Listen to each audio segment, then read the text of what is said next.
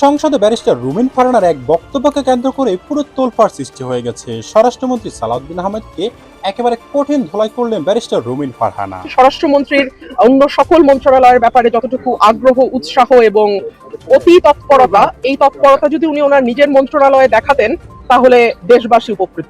না, আমি অসম্মত হচ্ছি না, আপনি আগে শুনবেন তো। Let me speak.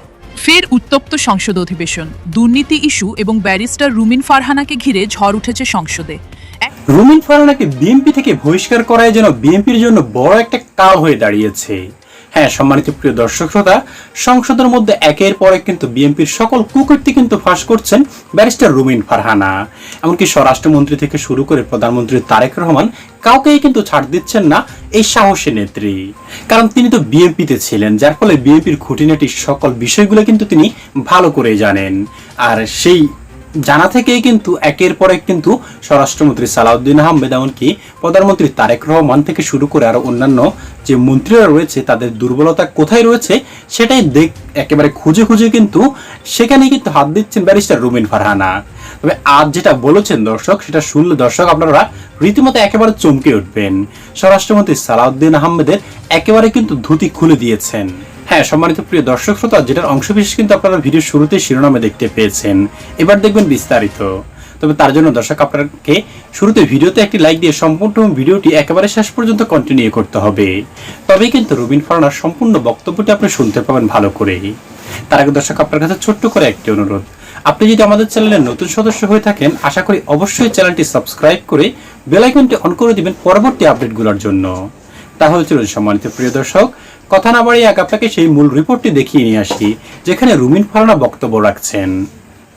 স্বরাষ্ট্রমন্ত্রীর অন্য সকল মন্ত্রণালয়ের ব্যাপারে যতটুকু আগ্রহ, উৎসাহ এবং অতি তৎপরতা, এই তৎপরতা যদি উনি ওনার নিজের মন্ত্রণালয়ে দেখাতেন তাহলে দেশবাসী উপকৃত হতো। শুরু থেকে একটা কথা বলেছি যে অর্থনীতি এবং আইন শৃঙ্খলা, এই দুটো জায়গায় যদি দৃশ্যমান অগ্রগতি না হয় তাহলে এই সরকারের পরিণতি সত্যিকার অর্থেই দুঃখজনক হবে।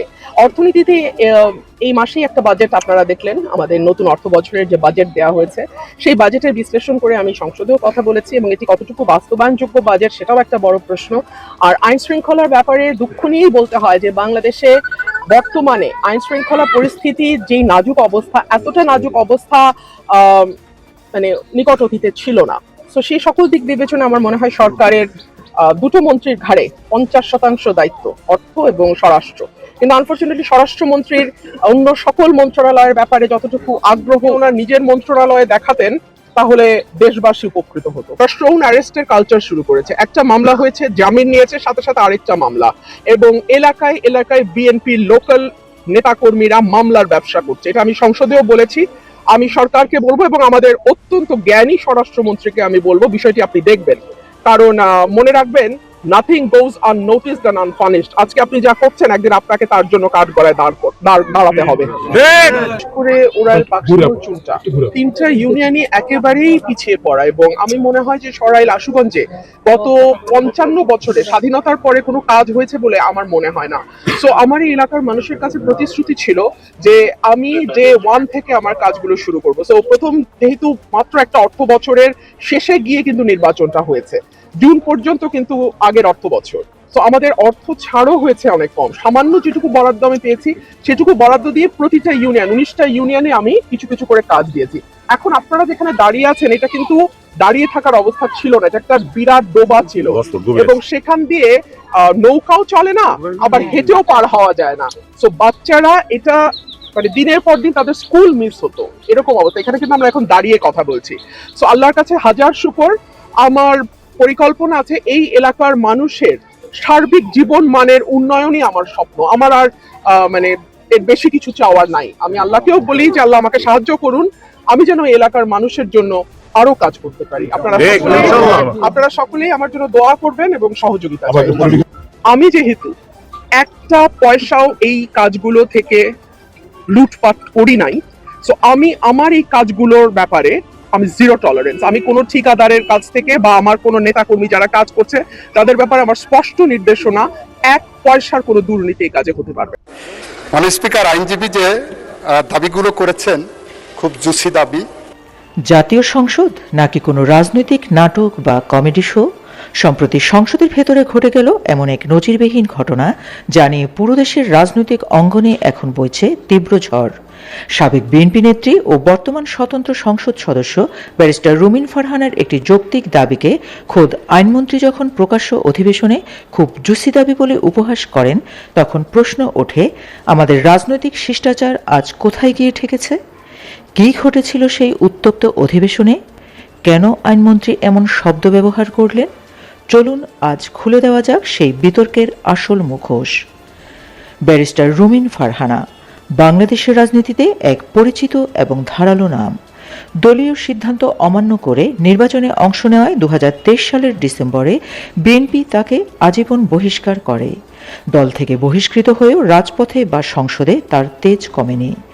কোনো রাজনৈতিক দলের ছাতা মাথায় না রেখে একজন স্বতন্ত্র সংসদ সদস্য হিসেবেই তিনি এখন সরকারের ভুল ত্রুটি ও আইনি অসঙ্গতির বিরুদ্ধে একা লড়াই করে যাচ্ছেন। আর তার এই আপোষহীন কণ্ঠই যেন মাঝে মধ্যে সরকারের নীতি প্রণেতাদের গায়ের জ্বালা বাড়িয়ে দেয়। ঘটনার দিন সংসদ অধিবেশনে আইন প্রণয়ন ও সমসাময়িক রাজনৈতিক ইস্যুতে চরম উত্তাপ বিরাজ করছিল। স্পিকারের অনুমতি নিয়ে মাইক হাতে দাঁড়ান ব্যারিস্টার রুমিন ফারহানা। তিনি সরকারের একটি বিতর্কিত নীতি বা আইনি সংস্কারের তীব্র সমালোচনা করেন। দেশের বিচার ব্যবস্থার স্বচ্ছতা ও জনগণের সাংবিধানিক অধিকারের পক্ষে এক সুনির্দিষ্ট এবং জোরালো দাবি উত্থাপন করেন তিনি। তার যুক্তিপূর্ণ ও ধারালো বক্তব্য যখন সরকারি দলের বেঞ্চে অস্বস্তি তৈরি করছিল, ঠিক তখনই জবাব দিতে ওঠেন আইনমন্ত্রী। রুমিন ফারহানার যুক্তি খণ্ডন করতে গিয়ে আইনমন্ত্রী মোহাম্মদ আসাদুজ্জামান সরাসরি আইনি তর্কে না গিয়ে এক অদ্ভুত ও অনানুষ্ঠানিক শব্দ বেছে নেন। তিনি রসিকতার সুরে মন্তব্য করেন, রুমিন ফারহানার এই দাবিটি আসলে খুব জুসি দাবি। একজন নারী সংসদ সদস্যের দেওয়া বক্তব্যকে এভাবে জুসি বা মুখরোচক বলে আখ্যা দেওয়ায় মুহূর্তের মধ্যেই সংসদ কক্ষের পরিবেশ থমথমে হয়ে ওঠে। সামাজিক যোগাযোগ মাধ্যমে এই খবর ছড়িয়ে পড়তে শুরু হয় তীব্র ধিক্কার। সমালোচকরা বলছেন, যুক্তি দিয়ে পরাস্ত করতে না পেরে একজন নারী জনপ্রতিনিধিকে এভাবে সস্তা ভাষায় কটাক্ষ করা চরম রাজনৈতিক শিষ্টাচার বহির্ভূত এবং দেউলিয়াত্বের লক্ষণ। অবশ্য সরকারি দলের সমর্থকরা এই মন্তব্যকে ধামাচাপা দেওয়ার চেষ্টা করছেন। তাদের দাবি, আইনমন্ত্রী কোনো খারাপ উদ্দেশ্যে এটি বলেননি, বরং সংসদীয় বিতর্কের গতি হালকা করতে রসিকতার ছলে বিষয়টি বলেছেন। দিলকে তাল করার কোনো মানে হয় না। কিন্তু সচেতন নাগরিক ও বিরোধী শিবিরের প্রশ্ন, সংসদ কি রসিকতার জায়গা? যেখানে দেশের কোটি কোটি মানুষের ভাগ্য নির্ধারণ হয়, সেখানে একজন আইনমন্ত্রীর মুখ থেকে এমন অপেশাদার শব্দ কি মানায়? প্রসঙ্গত, সংসদ অধিবেশন চলাকালীন প্রতি মিনিটে খরচ হয় 2,72,364 টাকা। 1 ঘন্টায় এই ব্যয়ের পরিমাণ দাঁড়ায় 1,63,41,840 টাকা। দিনে গড়ে 4 থেকে 5 ঘন্টা অধিবেশন চললে প্রতিদিন প্রায় 6,53,00,000 থেকে 8,17,00,000 টাকা রাষ্ট্রীয় তহবিল থেকে ব্যয় হয়।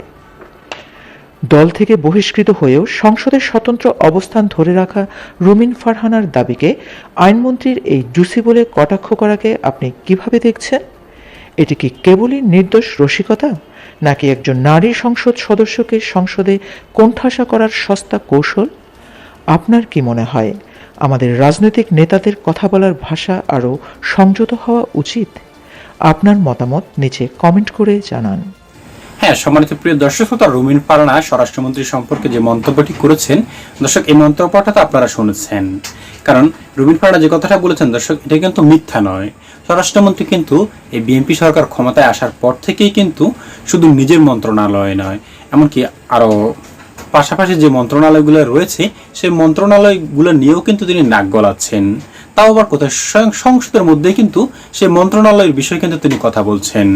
তবে সেক্ষেত্রে দর্শক, অন্যান্য যে মন্ত্রণালয়ের মন্ত্রী রয়েছেন তারা কেন থাকবেন? তাহলে যদি সকল মন্ত্রণালয় স্বরাষ্ট্রমন্ত্রী সালাউদ্দিন আহমেদে চালায়, তবে অন্যান্য মন্ত্রীরা কেন থাকবেন? হ্যাঁ দর্শক, এই প্রশ্ন আমার না, এই প্রশ্ন জনগণের। জনগণই কিন্তু দর্শক সোশ্যাল মাধ্যমগুলোতে কিন্তু এই প্রশ্ন তুলছেন। আর যার ফলে কিন্তু জনগণের মনের কথাই কিন্তু সংসদে তুলে ধরছেন ব্যারিস্টার রুমিন ফারহানা। এমনকি টকশো থেকে শুরু করে আরো বিভিন্ন জায়গায় কিন্তু তুলে ধরছেন তিনি।